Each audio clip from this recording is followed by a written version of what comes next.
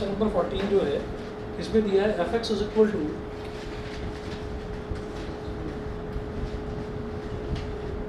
x is equal to 3 if x is greater than equal to 0 and less than equal to 1.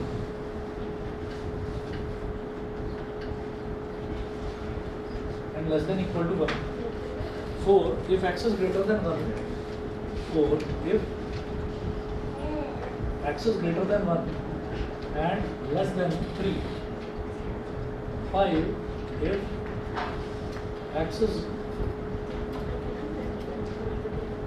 x is greater than equal to 3 and less than equal to 10. तो मैं यहाँ पर ये समझाना चाह रहा था कि आप ये देखिए कि यहाँ पर कैलकुलेट तो कुछ करने की ज़रूरत पड़ेगी नहीं। रीज़न क्या है कि यहाँ पर कहीं पर भी कोई x वाला टर्म तो नज़र नहीं आ रहा है, तो कांस्टेंट फंक्शन है, तो ये तो हमें नज़र आ रहा है यहाँ पर। दूसरा उसके अलावा देखिए कि x लेस देन 1 यानी कि जब x 1 से छोटा है तब फंक्शन की वैल्यू 3 है, जब x 1 से बड़ा है तब फंक्शन की वैल्यू 4 है। तो 1 एक क्रिटिकल पॉइंट हो गया कि 1 से छोटे पर वैल्यू कुछ और 1 से बड़े पर वैल्यू कुछ और, तो एक क्रिटिकल पॉइंट हो गया 1, यानी कि मैं 1 पर उसकी क्वांटिटी है या नहीं है वो मैं प्रूव करूँगा, पहली चीज़। दूसरा 3 से कम पर फंक्शन की वैल्यू कुछ और, 3 से ज़्यादा पर फंक्शन की वैल्यू कुछ और, तो इसका मतलब दूसरा क्रिटिकल पॉइंट 3 हो गया, 10 नहीं होगा और 0 नहीं होगा, क्योंकि 10 से कम पर तो वैल्यू दे रखी है, 10 से ज़्यादा पर क्या है वो नहीं दे रखी। 0 से ज़्यादा पर जो वैल्यू है वो तो दे रखी है, लेकिन 0 से कम पर क्या होगा वो नहीं दे रखा, तो 2 क्रिटिकल पॉइंट हो गए 1 और 3, ठीक है। तो बस इसके आगे तो कुछ करने की ज़रूरत नहीं। और बताइए और किसी क्वेश्चन में डाउट हो तो नहीं? चलिए जी, तो मैंने इसके अलावा आपको क्वेश्चन नंबर 17 कराया था, 18 कराया था और शायद 19 कराया था, है ना। मैंने बोला था आगे का कुछ ट्राई करने की ज़रूरत नहीं है, वो मैं कराऊँगा, ठीक है। तो 1 मिनट रुक गया बस,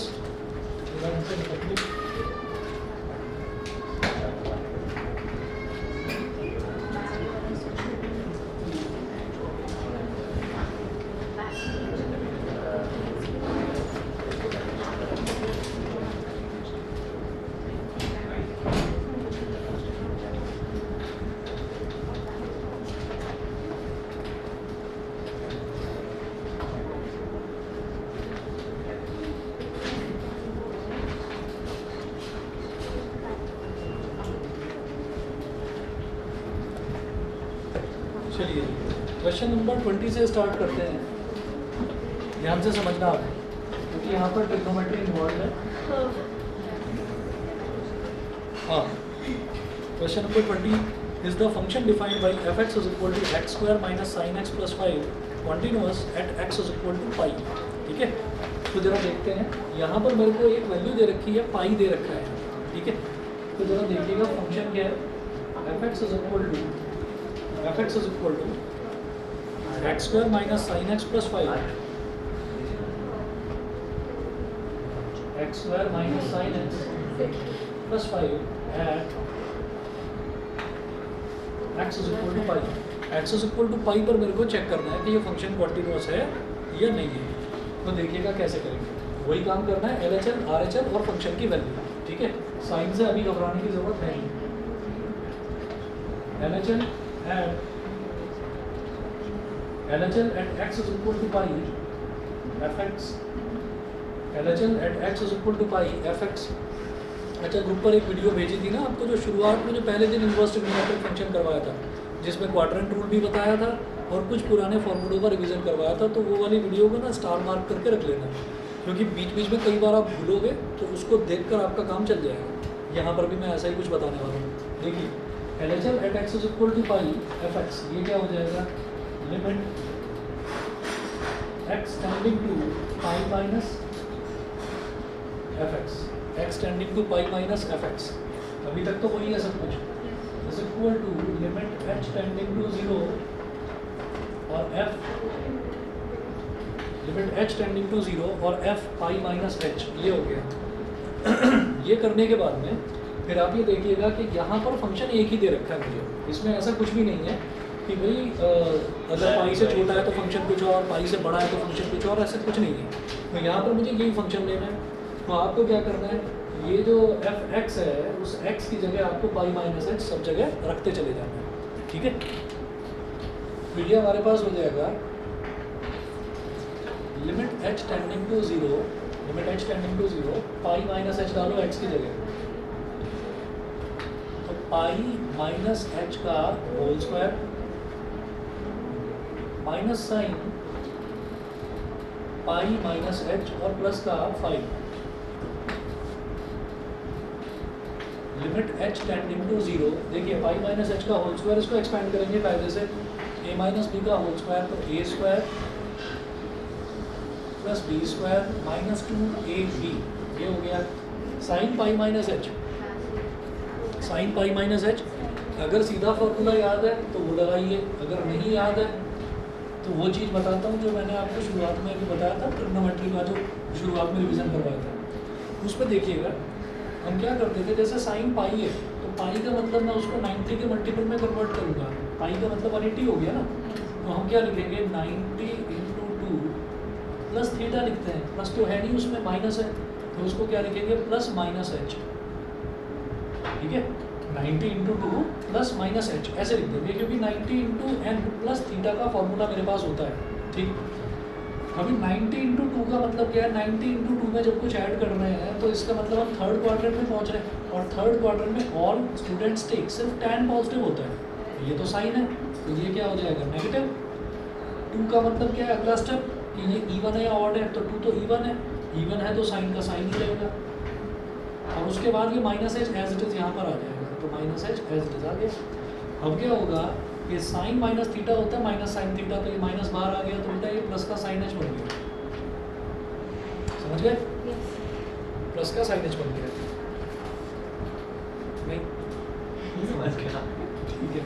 उसके बाद ये बाहर लेकिन यहाँ पर माइनस लगा हुआ था, तो आप क्या लिखेंगे माइनस, क्योंकि मैंने sign pi minus H solve करा है, और sine pi minus H solve करके प्लस का साइन एच आ गया, बाहर माइनस लगा हुआ था इस वजह से मैं माइनस साइन एच लिख रहा हूँ। मेरी बात समझ में आ गई, ठीक है। उसके बाद देखिएगा प्लस का 5 है, और अब आप ये देखिए, अब हमारे पास कोई ऑप्शन नहीं बचा एच की वैल्यू 0 डालने के अलावा, ठीक है। तो देखिएगा यहाँ पर एच की वैल्यू 0 डालेंगे 0 हो जाएगा, यहाँ पर 0 डालोगे 0 हो जाएगा, साइन एच यानी कि साइन 0 वो भी 0 होता है, तो बचेगा क्या पाई स्क्वायर प्लस स्क्वायर, कौन सा वाला, ये वाला, यही वाला। तो देखिए इसमें ना आपको ये बताया गया था कि ये 0 डिग्री होता है, ये 90 डिग्री होता है, तो 90 डिग्री को क्या बोलेंगे 90 डिग्री इंटू 1, ये 180 डिग्री होता है, तो 90 डिग्री इंटू 2, 90 डिग्री इंटू 3, और ये 90 इंटू 4। यहाँ पर क्या होता है ऑल पॉजिटिव, यहाँ पर tan पॉजिटिव और यहाँ पर cos पॉजिटिव। तो जब 90 इंटू 2 में कुछ ऐड हो रहा है, 90 इंटू 2 में कुछ ऐड हो रहा है, तो हम कहाँ पहुँच गए थर्ड क्वाड्रेंट में। थर्ड क्वाड्रेंट में tan होता है पॉजिटिव, और tan का भाई यानी कि tan का उल्टा cot, वो दोनों पॉजिटिव होते हैं, बाकी सब नेगेटिव। इसका मतलब मेरा साइन भी नेगेटिव होगा, तो साइन नेगेटिव होगा, इसीलिए मैंने यहाँ पर माइनस लगा दिया। अब एंगल क्या था, एंगल था बेटा माइनस एच, 90 इंटू 2 में क्या ऐड हो रहा था माइनस एच, तो एंगल एज इट इज आ गया इसके आगे। और साइन को साइन ही क्यों लिखा, क्योंकि 90 इंटू 2 है, मान लो 90 इंटू 3 होता है यानी कि ऑड होता है, तो साइन का कॉस बन जाता है, ठीक है। ऑड होता है तो साइन का कॉस बन जाता है। ऐसे ही अगर tan होगा तो अगर ऑड होगा 90 का साइन पाई माइनस एच को सॉल्व करना है, साइन पाई माइनस एच को सॉल्व करें, पाई मतलब 180 मतलब 90 इंटू 2, ठीक है, ये कर एच की वैल्यू 0, 0 का स्क्वायर 0, ये भी 0, साइन 0 भी 0, तो कुल मिलाकर रिजल्ट क्या आ गया पाई स्क्वायर प्लस 5। ये तो लेफ्ट हैंड लिमिट हो गया, ठीक, राइट हैंड लिमिट निकालो, RHL at x is equal to pi fx is equal to limit x tending to pi plus fx is equal to limit h tending to 0 f pi plus h is equal to limit h tending to 0 pi plus h का मतलब क्या है कि जहाँ जहाँ पर x है वहाँ पर पाई प्लस एच डाल देना, क्योंकि फंक्शन एक ही दे रखा है मुझे। बस क्या करेंगे, जैसे ये एक्स स्क्वायर है इसकी जगह डाल देंगे पाई प्लस एच का whole square minus sine pi plus h और plus 5 is equal to limit H tending to 0 pi square plus h square plus 2 pi h, और साइन पाई प्लस एच करिएगा। Sine pi plus h का मतलब क्या हो गया, sign 90 into 2 plus H, फिर वही कहानी 90 इंटू 2 में जब कुछ ऐड करेंगे तो कहाँ आ रहे हैं, थर्ड क्वाड्रेंट में। थर्ड क्वाड्रेंट में केवल हमारा टैन पॉजिटिव तो साइन तो नेगेटिव हो गया, तो बाहर आ गया नेगेटिव। और 90 इंटू 2 तो 2 क्या है, इवन नंबर, इवन है तो साइन का साइन रहा, और एंगल एवरेज यहाँ हो गया।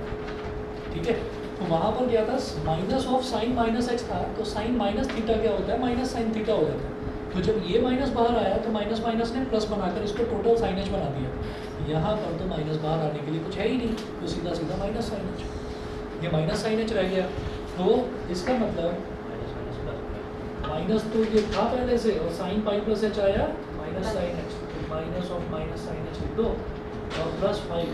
ठीक है, उसके बाद मैं ये देखता हूँ कि भाई उसके बाद भी कोई फ़ायदा तो हुआ नहीं, ये भी ज़ीरो, ये भी ज़ीरो, ये भी ज़ीरो, तो कुल मिलाकर पाई स्क्वायर प्लस 5 ही आ रहा है, पाई स्क्वायर प्लस 5 ही आ रहा है। और जो फंक्शन है, फंक्शन की वैल्यू भी शायद यही आएगी, देख लीजिए, यानी कि एफ पाई, आप यहाँ पर अगर एफ पाई की बात करें तो जरा देखना, पाई का square minus sine pi plus 5, ये साइन पाई क्या होता है,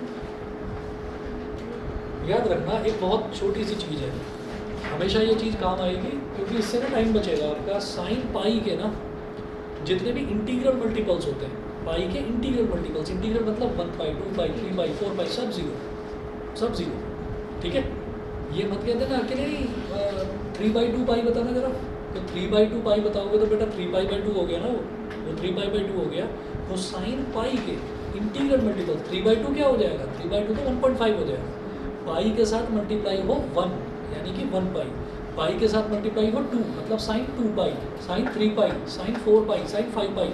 तो जितने भी इंटीग्रल मल्टीपल्स होते हैं पाई के, सब जीरो होते हैं। इस फंडे से भी प्रूव कर सकते हैं उसको। कैसे, अगर भूल जाओ तो सिर्फ साइन पाई है ना, तो सिर्फ साइन पाई का मतलब क्या हो गया, साइन 90 इंटू 2 यानी कि 180 प्लस 0 प्लस 0, भाई 180 है, 180 है तो 180 में कुछ ऐड तो हो नहीं रहा, जब कुछ ऐड ही नहीं हो रहा तो 0 ऐड कर दो ना उसमें। तो आप ये देखिएगा कि ये मेरे पास 90 इंटू 2 में कुछ ऐड हुआ है, अभी कितना हो रहा है उससे मतलब नहीं, पॉजिटिव नेगेटिव 0 उससे मतलब नहीं। हाँ, 90 इंटू 2 में जब कुछ ऐड हुआ तो थर्ड क्वाड्रेंट, उसमें केवल टैन पॉजिटिव होता है तो साइन तो नेगेटिव, यहाँ आ गया माइनस। जब ये 2 होता है इवन नंबर, तो इवन का मतलब साइन का साइन ही रहेगा, और ये 0, ठीक है, तो साइन 0 क्या होता है, 0 होता है, 0 हो गया। साइन पाई 2 पाई 3 पाई 4 पाई 6 पाई जितना भी है, ये सारे 0 होते हैं। लिखवाऊँ क्या, एक चीज़ और भी है, ये कॉस के जितने भी मल्टीपल होते हैं उसमें ऑल्टरनेट ढूंढना पड़ता है मेरे को। जैसे सबसे पहला हो गया कॉस पाई, तो कॉस के ऑड मल्टीपल्स, कॉस में पाई के ऑड मल्टीपल्स जितने भी आएंगे सारे के सारे -1 आएंगे, और इवन मल्टीपल जितने भी आएंगे सारे के सारे +1 आएंगे। लिखवा दूँगे सर ये साइन पाई 0 कहाँ ये इधर, मतलब बाद में भी, यस, जैसे इधर मैं लिखकर और इधर सब्स्टिट्यूट कर रहा हूँ, समझ गए। तो जरा देखिएगा साइन पाई की वैल्यू क्या हो गई, 0। हाँ बता रहा हूँ, 1 मिनट रुक जाओ। नहीं वो कोई ना भी बोलेगा तब भी मैं लिखवाऊँगा जरूर, क्योंकि वो चीज़ काम आएगी, आपको बता रहा हूँ। पाई स्क्वायर प्लस 5, तो कुल मिलाकर हमारी तीनों चीज़ें इक्वल आ गई। तो भाई सीधा सीधा इस पर कॉन्टिन्यूस का ठप्पा लगा दो, ये कॉन्टिन्यूस हो गया। आगे चलते हैं, ये मिटा रहा हूँ कल से सारा।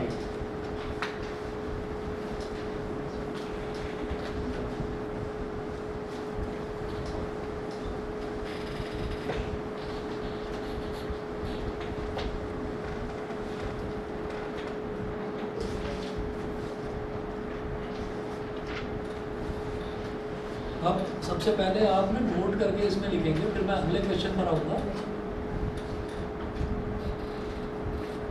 Sine pi 2 pi 3 pi like this, ये सब के सब 0 के बराबर साइन हो गया।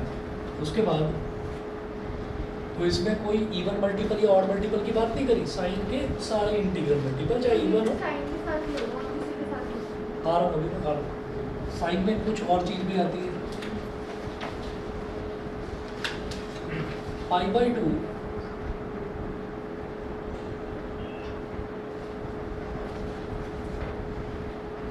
साइन π/2 क्या होता है? तो साइन 90 क्या होता है? 1 वन होता है ना, टेंशन आ जाती है तुम लोगों को ना। साइन π/2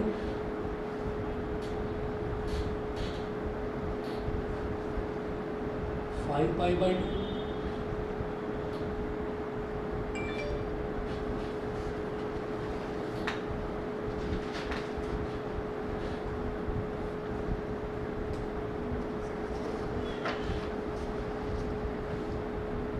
ऑड ऑड उठा रहे हैं सिर्फ 1 3 5 फिर 7 इधर,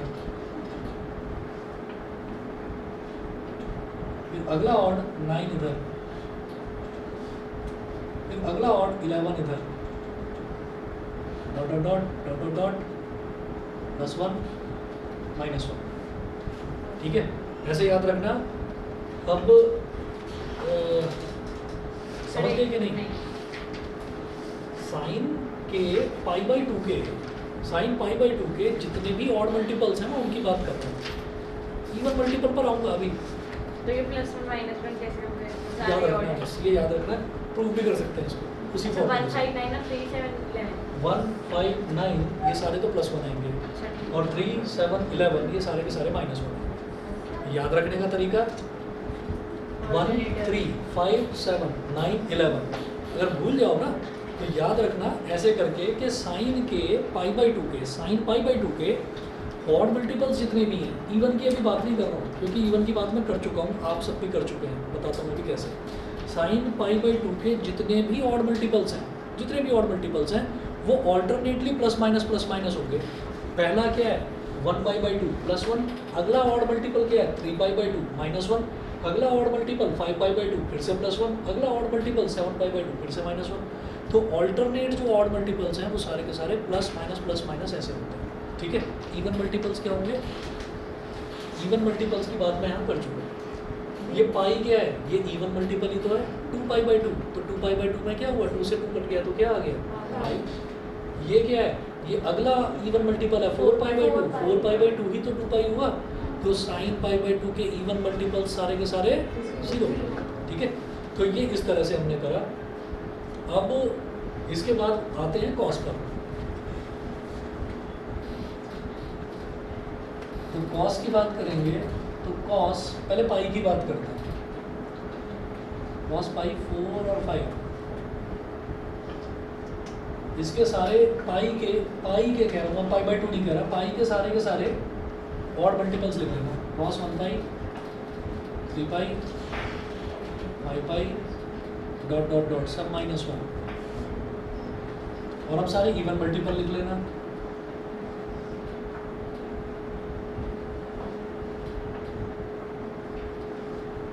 सारे के सारे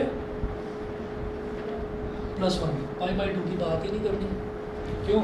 cos π/2 0 होता है, तो cos π/2 के जितने भी मल्टीपल्स आएंगे वो सारे के सारे हमारे 0 ही हैं। ठीक है ना, तो लिख देता हूँ यहाँ पर मैं। तो वो भी तो इवन है, तो वो +1 all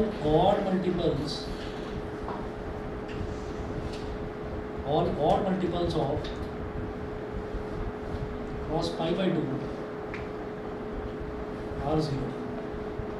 इवन की बात नहीं करेंगे, इवन की बात करते हैं तो फिर वो आपके इंटीग्रल मल्टीपल्स ऑफ पाई बन जाते हैं। ठीक है ना, तो cos के π/2 के जितने भी ऑड मल्टीपल्स हैं, मतलब इसलिए मैं अलग अलग कैटेगरी में डाल ही नहीं रहा उसको कि 1π/2 5π/2 9π/2 3 7 11 ऐसे कर ही नहीं रहा हूँ। cos π/2 के, क्योंकि ये मैंने sin π/2 के सारे ऑड मल्टीपल्स ही तो नहीं है। ठीक है, तो जितने भी ऑड मल्टीपल्स हैं उसके लिए +- जैसे यहाँ अलग अलग करा था, यहाँ अलग अलग करने की जरूरत नहीं, यहाँ सारे के सारे ऑड मल्टीपल्स ऑफ cos π/2 मतलब जैसे cos 1π/2 3π/2 5π/2 है ना। तो π/2 के साथ मल्टीप्लाई होने वाली चीज़ क्या होनी चाहिए? ऑड होनी चाहिए, तो उसको बोलेंगे ऑड मल्टीपल्स।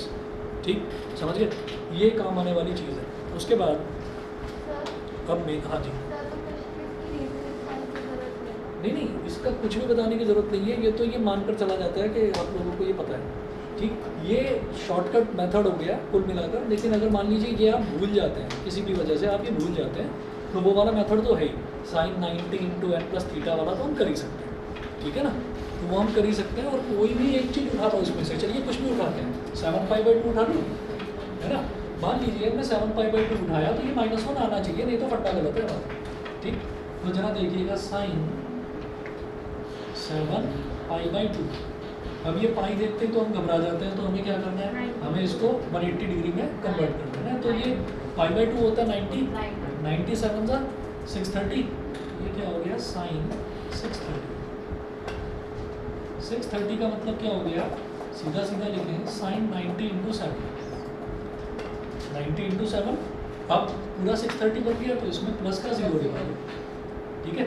अब जरा देखेंगे कि 90 इंटू 7 का मतलब क्या है बेटा, 90 इंटू 1 यहाँ पर था, 90 इंटू 2 यहाँ पर था, 90 इंटू 3 इधर, 90 इंटू 4 इधर। तो चेक करिए 90 इंटू 1 2 3 4, ये तो रुकेगा नहीं, 5 6 और 7, तो 90 इंटू 7 यहाँ लाई करेगा, 90 इंटू 7 में ऐड करा फोर्थ क्वाड्रेंट, तो केवल कॉस पॉजिटिव तो मेरा साइन तो नेगेटिव, यहाँ माइनस आ गया, यहाँ माइनस आ गया, माइनस आया, उसके बाद मैं देखूंगा ये ऑड है या इवन, ऑड है तो साइन का क्या मिल जाएगा कॉस, और ये आ गया angle as it is 0, cos 0 1 होता है, बाहर माइनस का साइन माइनस होता है, ठीक है, ठीक है ना। +0 कैसे आया, अब ये देखते हैं कि जैसे कि 630 है, ठीक, तो अगर मान लीजिए ये मेरे पास होता 675, तो मैं इसको क्या लिखता 90 इंटू 7 प्लस 45 ऐसे लिखता। अब ऐसा कुछ करने के लिए बचा ही नहीं, 630 यानी कि 90 का कम्प्लीटली 90 से डिवाइड हो रहा है, तो जब पूरी तरह से डिवाइड हो गया तो कुछ रिमाइंडर तो नहीं बचा ना, इसीलिए उसको 0 लिख दिया। यहाँ पर इसे सॉल्व कैसे करते हैं, 45 अच्छा इसको कैसे करते हैं, ये ऐसे देख लो कि इसका क्या हो जाएगा, 90 इंटू 7 में जब कुछ ऐड करा तो अगेन फोर्थ क्वाड्रेंट का मतलब कॉस पॉजिटिव तो साइन तो नेगेटिव, तो माइनस आ गया, और ऑड है, ऑड का मतलब साइन का हो गया कॉस, और एंगल 45 है तो cos 45 1/2 with a minus sign, बाहर माइनस है, समझ गए। अच्छा जी, इसके बाद कुछ पूछ रहे हो क्या, उसके बाद question number 21, discuss the quantity of the following functions. वो मुझे पेन से थोड़ा सा डाउट, वो पेन ऐसे, और एक पुराना पता नहीं आजकल चलता है नहीं, पहले ये होता था जब हम पढ़ा करते थे, तब ये होता था कि किसी बच्चे को कुछ डाउट है, ऐसे ही हो जाता था, तो टीचर कंफ्यूज हो जाता था, सारे बच्चे इधर, एक तो ऐसे भी ऐसे भी, तो वो सब मतलब पूरा टीचर को हर जगह से कंफ्यूज करते थे, वो देख लेते थे कि भाई ये तो इनकी तो यूनिटी बड़ी ज़बरदस्त है ना, तो यहाँ पंगा लेने का कोई फ़ायदा नहीं है। अच्छा ठीक, फिर चलते थे। चलिए जी, तो क्वेश्चन नंबर 21 देखते हैं, discuss the quantity of the following functions. यहाँ पर ये दे रखा है कि f(x) = sin x + cos x। इसको करने का जैसे ये 3 पार्ट दे रखे हैं, तो एक थ्योरम लिख लीजिएगा,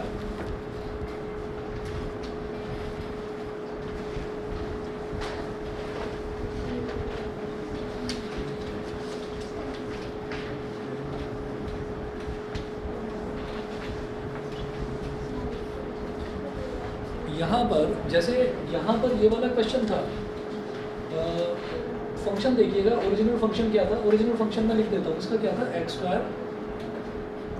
+ sin x + 5, तो ये ओरिजिनल फंक्शन था। देखिए क्या होता है, इसको सॉल्व करने का एक तरीका और भी होता है अलग। वो तरीका क्या है वो हमने बताया क्यों नहीं, क्योंकि फालतू में लंबा पड़ेगा।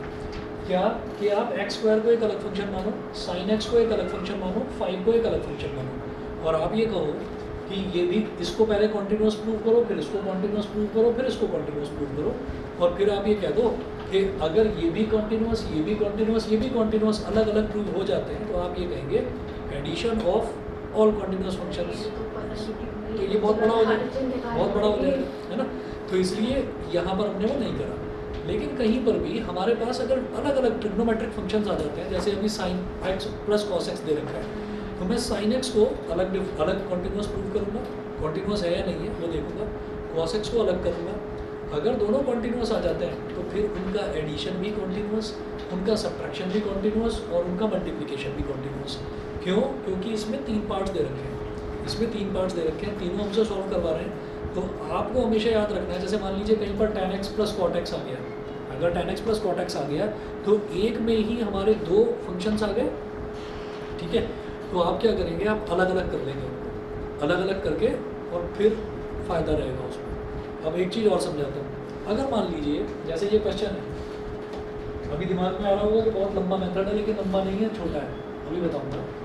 जैसे 21 है, अगर मान लीजिए 21 में आपसे 3 पार्ट पूछे जा रहे हैं, तो पहले पार्ट की बात करते हैं, फर्स्ट पार्ट। अभी नोट मत करो, सिर्फ देखो। हाँ अभी बताता हूँ, रुको तो सही। फर्स्ट पार्ट क्या दे रखा है, f(x) = sin x plus cos x, f(x) = sin x plus cos x। अभी नोट मत करना, सिर्फ देखते रहना। जैसे sin x plus cos x दे रखा है, इसमें क्या है कि हमें ये लगता है कि भाई 2 अलग अलग ट्रिग्नोमेट्रिक फंक्शन नहीं होने चाहिए, सिंगल होना चाहिए। तो हम ये कहेंगे कि अच्छा sin c plus sin d का फॉर्मूला तो हमें पता है, लगा दो, इसको सिंप्लीफाई करने की कोशिश करो। वो सिंप्लीफाई नहीं होगा, वो और उलझ जाएगा। sin c plus sin d का फॉर्मूला होता है 2 sin c प्लस d/2। तो यहाँ पर एक मिनट, सॉरी मैं गलत लगा रहा हूँ, वो sin c plus sin d होता है, sin c minus sin d। तो वो फॉर्मूला यहाँ लगेगा। ये गुजरे ज़माने की बात है, बचपन की, बचपन मतलब तो sin c plus sin d वाला फॉर्मूला हमारे पास देखिए 4 फॉर्मूले होते थे जब 2 अलग अलग ट्रिग्नोमेट्रिक फंक्शंस को ऐड करा जाता था। sin c plus sin d, sin c minus sin d, cos c plus cos d, cos c minus cos d। लेकिन sin और cos जब अलग अलग दे रखे हैं तो क्या करूँ, नहीं आ रहा समझ में। तो क्या करेंगे, हम कहेंगे कि अच्छा इसको तो sin x रहने दो, और इसको क्या करो, इसको लिख दो sin 90 माइनस x। जानते हैं ये तो, ठीक है ना। अरे कॉम्प्लीमेंट्री होते हैं साइन और कॉस, साइन को साइन लिख दो तो कॉस को कॉस, साइन 90 अरे तो अब आगे समझ लो, ये आ गई है। अब आगे समझ लो, ये तो बड़ा आसान है। भाई देखो पहली बात सुनो, एक चीज सुनिएगा, साइन कॉस, देखो साइन कॉस, टैन कॉट और सेक कोसेक, ये कॉम्प्लीमेंट्री भाई भाई होते हैं, कॉम्प्लीमेंट्री भाई भाई होते हैं। कैसे, जैसे मैंने आपको बताया ना कि यहाँ पर 90 का ऑड मल्टीपल था, तो साइन का कॉस ही क्यों बना, साइन का कॉसेक क्यों नहीं बना, क्योंकि साइन और कॉस ये कॉम्प्लीमेंट्री होते हैं, दोनों के दोनों कॉम्प्लीमेंट्री होते हैं। तो अगर साइन एक्स लिखा हुआ है तो उसको कॉस 90 माइनस एक्स लिखा जा सकता है। इसी तरह से अगर कॉस एक्स लिखा हुआ है तो उसको साइन 90 माइनस एक्स लिखा जा सकता है। बस बस CD क्या बोल रहे हैं? अरे सीडी बता रहा हूँ, अभी सीडी पर आ रहा हूँ। 11th में तो था ही शायद। हाँ हाँ सर आपने कहा था 11th में बड़ी, कोई नहीं, 12th में। कोई बात नहीं ना, इसीलिए तो दोबारा से बता रहा हूँ। मैं कह तो रहा हूँ कि अगर 11th का ट्रिग्नोमेट्री का कुछ भी नहीं आता ना, तब भी सारी चीज़ें बता तो रहा हाँ हूँ, सर, ये ठीक था है। ट्रिग्नोमेट्री। मैंने 3 शीट्स में भेजी थी, जो आपने दिन रात मेहनत करके कर चुके हो अब तक, याद है ना, वो वाली जरा देखो, कर लेना भाई उसको सीरियसली है। जो टैन और कॉट है, तो अब मैं कर क्या रहा हूँ, अब मैं सीडी पर आ रहा हूँ। तो जैसे ये साइन एक्स, मैंने क्या करा, मेरे पास जब एडिशन वाले फॉर्मूले होते हैं ना, 2 अलग अलग ट्रिग्नोमेट्रिक फंक्शन के, तो उसमें साइन साइन या कॉस कॉस ही होता है। Sine C plus sine D एक फार्मूला था, दूसरा था साइन सी माइनस साइन डी, तीसरा था cos C plus cos D, चौथा था cos C minus cos D.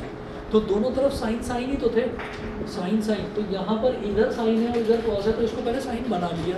बनाने के बाद फिर क्या होगा, sine C plus sine D अगर मैं लगाऊंगा तो ये हो जाएगा 2 sine C plus D by 2, ठीक है, into cos C minus D by 2, तो cos C minus D by 2। तो इससे क्वेश्चन सुलझने की बजाय उलझ गया। क्यों? क्योंकि मैं तो चाह रहा था कि एक बन जाए फंक्शन, अभी फिर भी साइन और कॉस, पहले तो अच्छे भले ऐड हो रहे थे, अब ये मल्टीप्लाई होने लगे, ठीक। तो यहाँ पर इसका कोई फ़ायदा नहीं होगा। तो सीधा सीधा एक थंब रूल आप याद रखना कि जब भी कभी आपके पास 2 अलग अलग ट्रिग्नोमेट्रिक फंक्शंस दे रखे हैं, तो आप एक फंक्शन को अलग कॉन्टिन्यूस प्रूव करो, दूसरे फंक्शन को अलग कॉन्टिन्यूस प्रूव करो। और एक चीज़ दिमाग में पहले से ही छाप कर रख लो कि साइन हमेशा कॉन्टिन्यूस होता है और कॉस हमेशा कॉन्टिन्यूस होता है। तो इसका आंसर मुझे पहले से ही पता है। सर आपने आइडेंटिटी लगाई? हाँ, ये मैंने वो साइन सी वाली, sine C plus sine D वाली, ये तुमने याद कर रखी है। अच्छे से करी थी, मेरे को याद है। हाँ सर ये तो वो आसान हो जाएगा क्योंकि कांस्टेंट आ जाएगा। आसान नहीं हो रहा है। साइन अच्छा, x 45 आ x जाएगा, 2 साइन 45। सही है सही है।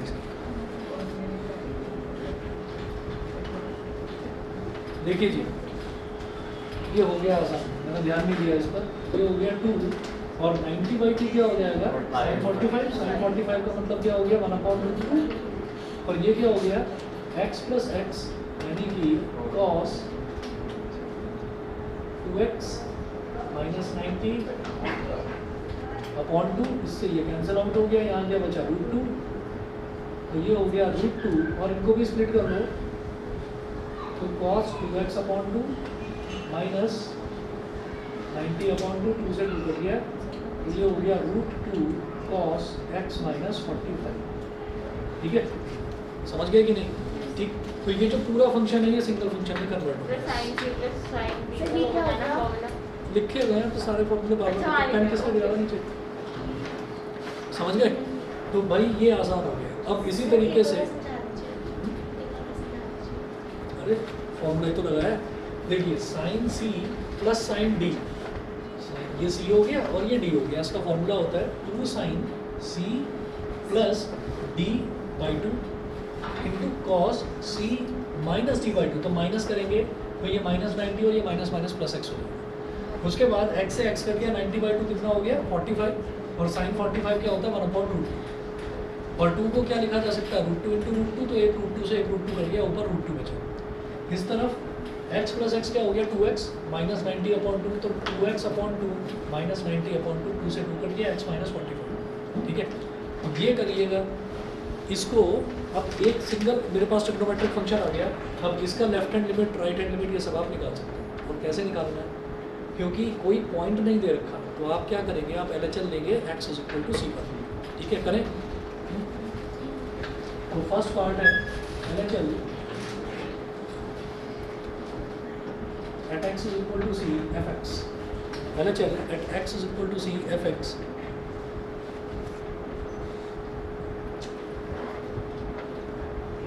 limit x tending to c minus fx is equal to limit h tending to 0 f c minus h। ये हो गया।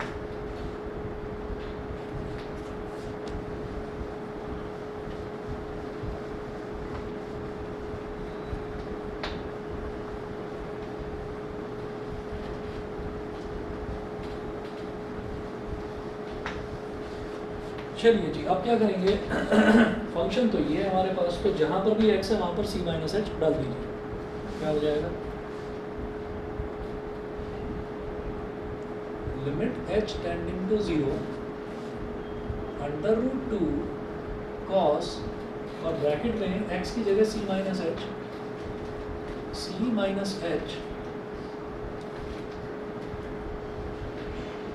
माइनस 45 ऐसे कर दिया। और क्या करेंगे कि इसको ना एक्सपैंड कर देंगे, क्योंकि जब भी मेरे को h की वैल्यू डालनी होती है तो पहले एक्सपैंड करता हूँ, उसके बाद वैल्यू डालता हूँ। तो ये मेरे पास c माइनस एच को पूरे को आप क्या मान लीजिए a, और ये क्या हो गया b। तो cos a माइनस b का फॉर्मूला लगाएंगे, क्या हो जाएगा? cos a cos b plus sin a sin b। तो limit h tending to 0 √2 bracket में लिख रहा हूँ cos a cos b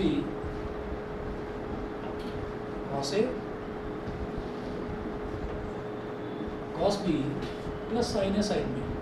sir, हाँ f की जगह तो हमेशा f ही आता है ना? नहीं, हाँ f की जगह तो f ही आता है। सर 2 cos समझ नहीं आया। देखिए ये f c माइनस एच है, f c माइनस एच यहाँ तक तो समझ में आ गया होगा। उसके बाद हम क्या करेंगे? फिर इसके बाद मेरे को वैल्यू रखनी है। तो f x क्या आया था? √2 cos x माइनस 45। तो हम x की जगह मेरे को c माइनस एच डालते हैं। तो अब इस फंक्शन को एक्सपेंड करना, फंक्शन को लिखना। तो √2 cos x की जगह c माइनस एच आइए बस। अब उसमें फॉर्मूला लगा रहे हैं, ये a हो गया, ये b हो गया। तो cos a माइनस b, तो cos a cos b plus sin a sin b। जब माइनस होता है तो प्लस आता है यहाँ पर sin। cos a cos b plus sin a sin b। ठीक है, तो साइन सी माइनस एच साइन 45, इससे क्या होगा, लिमिट एच टेंडिंग टू 0, बाहर है √2, ये हो गया cos c minus H, cos 45 की वैल्यू होती है 1/√2 प्लस साइन सी माइनस एच, और साइन 45 की वैल्यू भी 1/√2। तो आप देखें पहले टर्म में भी डिनोमिनेटर में √2 है, दूसरे टर्म में भी डिनोमिनेटर में √2 है, तो डिनोमिनेटर में से √2 कॉमन ले लीजिए, limit H tending to 0, √2/√2 cos c minus H plus sine C minus H, √2 से √2 कट गया। अब आप क्या करें, अब चाहे तो इनको अलग से एक्सपैंड करो, लेकिन अलग से एक्सपैंड करने का कोई फ़ायदा नहीं होगा, आपका अल्टीमेटली वही चीज़ आ जाएगी। अगर आप सोचो ना कि आप इसको cos a माइनस बी इसमें लगाओ और साइन a माइनस बी इसमें लगाओ, तो इसको सॉल्व करने के बाद में 2 टर्म्स कटेंगी, 2 टर्म्स बचेंगी और उनका सिंप्लीफिकेशन यही बन जाएगा। ठीक है, तो आपको वो भी करने की ज़रूरत नहीं, अब सीधे सीधे एच की वैल्यू 0 डाल दी। सर लेकिन ये तो वही हुआ, वहाँ पे भी हाँ x वही आ से गया, एक्स की जगह सी माइनस एच आ गया, तो कंटिन्यूस है। ठीक है, आप क्या करेंगे, एच की जगह जब आप 0 डाल देंगे तो ये बन जाएगा cos c minus 0 plus sine सी माइनस 0, तो ये हो गया cos c प्लस साइन c। ये हमारा हो गया लेफ्ट हैंड लिमिट, समझ गए, लेफ्ट हैंड लिमिट हो गया। ठीक है, अब इसके बाद राइट हैंड लिमिट की बात करते हैं।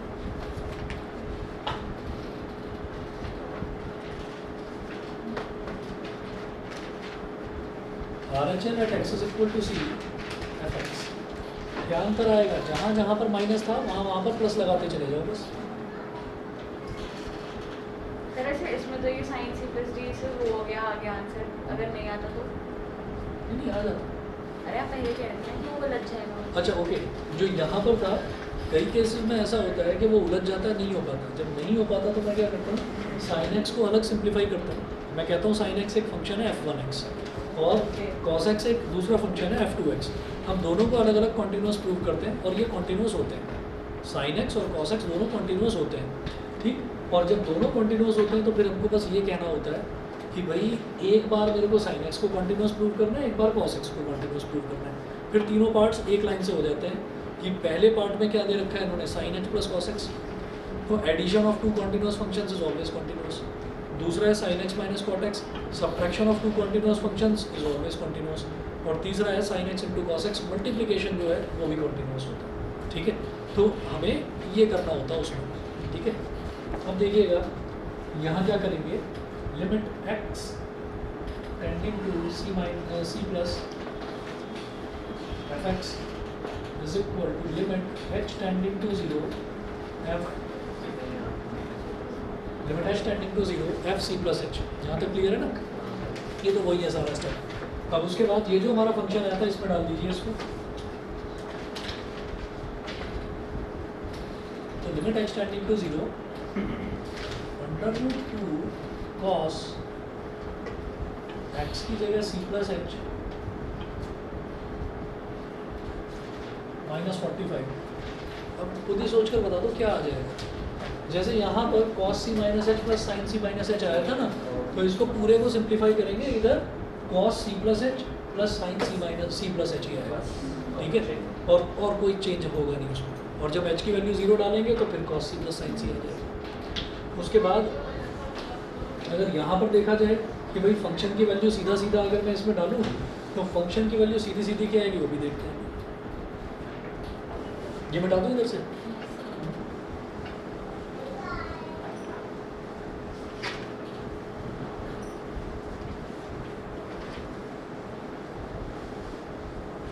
बता दो अगर ये पूरा सिंप्लीफाई करना हो तो।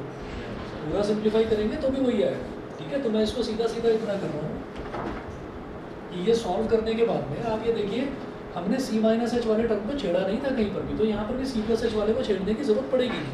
तो हमारा पूरा सॉल्व करके आएगा, जैसे यहाँ पर बन गया था cos c minus H plus sine सी माइनस एच, तो यहाँ क्या बन जाएगा, लिमिट h टेंडिंग टू 0। ये 3-4 स्टेप मैं बीच के खा रहा हूँ उसमें, ये √2/√2 हो गया और इधर बन जाएगा cos c plus h plus साइन c प्लस h, है ना। ये हो गया √2 से √2 कट गया। अब वैल्यू डाल भी देंगे तो cos c प्लस साइन c ही आएगा। तो ये RHL हो गया। इसी तरीके से अगर मुझे फंक्शन की वैल्यू निकालनी है तो मुझे सीधा सीधा इसमें डालना पड़ेगा x की जगह c, यानी कि FC। मैं क्वांटिटी कहाँ पर चेक कर रहा हूँ? मैं क्वांटिटी x = c पर चेक कर रहा हूँ। तो फंक्शन में x की जगह मेरे को c डाल देना सीधा सीधा।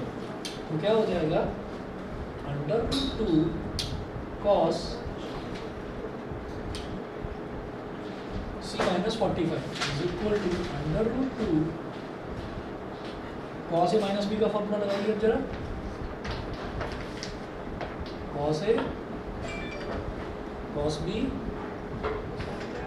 Plus sin a sin b, cos a cos b plus sin a sin b, cos 45 sin 45 दोनों √2 1/√2 होते हैं।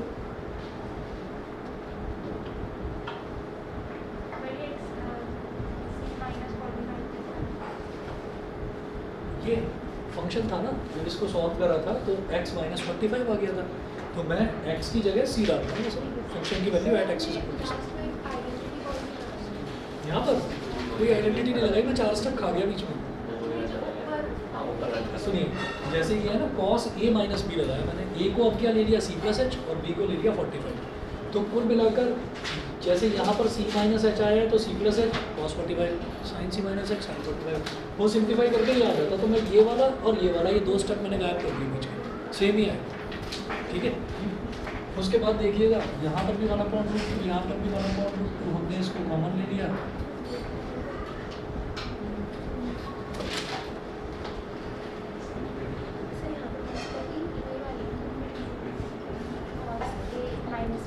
हाँ cos a माइनस b, तो cos a cos b plus sin a sin b, ये करा। तो कुल मिलाकर हमारा left hand limit, right hand limit और फंक्शन की वैल्यू ये तीनों के तीनों इक्वल आ गए। अच्छा, इसके बाद sin x minus cos x करेंगे अपने आप, sin x minus cos x। ठीक, तो जैसे यहाँ पर sin c plus sin d लगाया था तो उसको sin c minus sin d लगाना होगा। अंतर क्या होगा?